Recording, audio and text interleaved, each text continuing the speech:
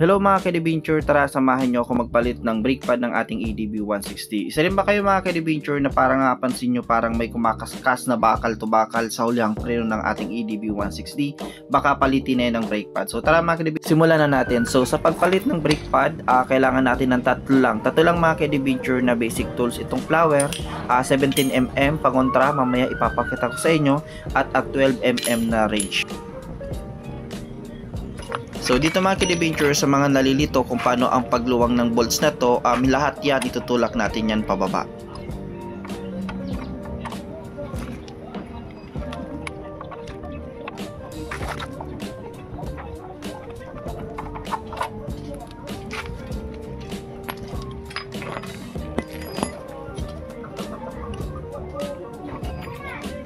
Itong 17mm na to mga ka-adventure, yung sinasabi ko sa inyo, nagagamitin natin yan na pangontra para maluwangan natin yung bolts na yan.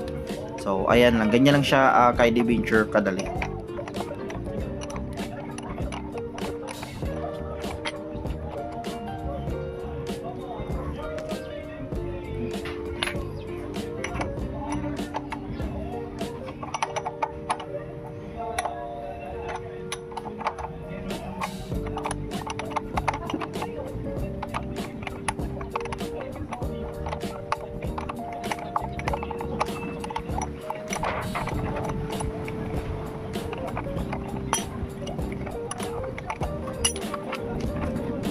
Grabe mga ka-adventure, na sulit ko talaga yung brake pad. Tulit na may halong sobrang kaba sa disc brake ko.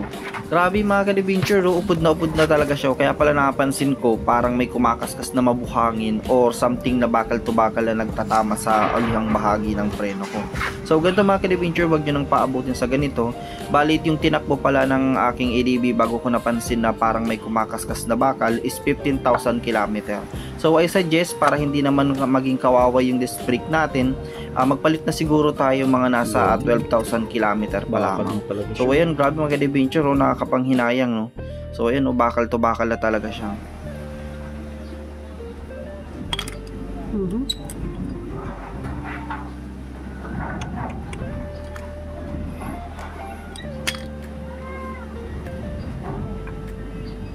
Ito talaga mga ka-adventure, no, kailangan talaga meron tayong kahit kaunting kaalaman sa pagkukumpuni ng ating motorcycle, no. Kahit ganyan mga basic lang, kayang-kaya naman, di kailangan pumunta sa mekaniko.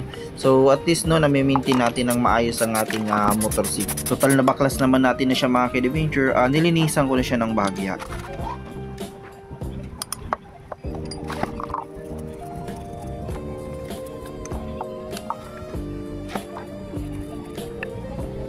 Ang ginamit ko nga pala dito mga ka-adventure, yung genuine ng brake pad na ang Honda talaga.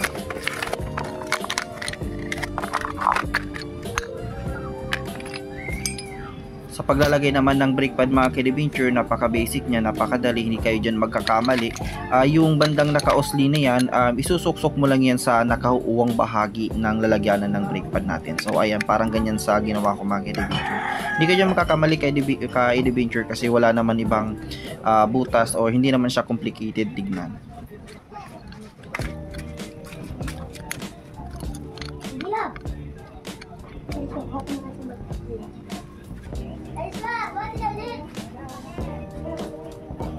Dito naman mga ka-adventure, nilagyan ko siya ng grasa. Kahit anong grasa, pwede naman mga ka-adventure, since meron kasi ako ditong natira pang high temp na yung nilagay ko. So protection yan mga ka-adventure, at para mabilis din siyang isuksok. Kasi yung alam naman natin, nasa may hulihan siya, so prone talaga siya sa mga basa-basa. So kapag may grasa, at least mami-minimize natin na hindi siya agad kalawangin. Mga ka-adventure, napansin ko parang may nabubunggo kasi naka-usli pala yung piston. So madali lang yan mga ka-adventure, isusuksok mo lang siya ng ganyan, ipipress mo lang siya. Huwag na kayong gumamit ng matigas na bagay kasi baka mabungi pa. So ayan, ipipress nyo lang siya ng ganyan, then okay na yan.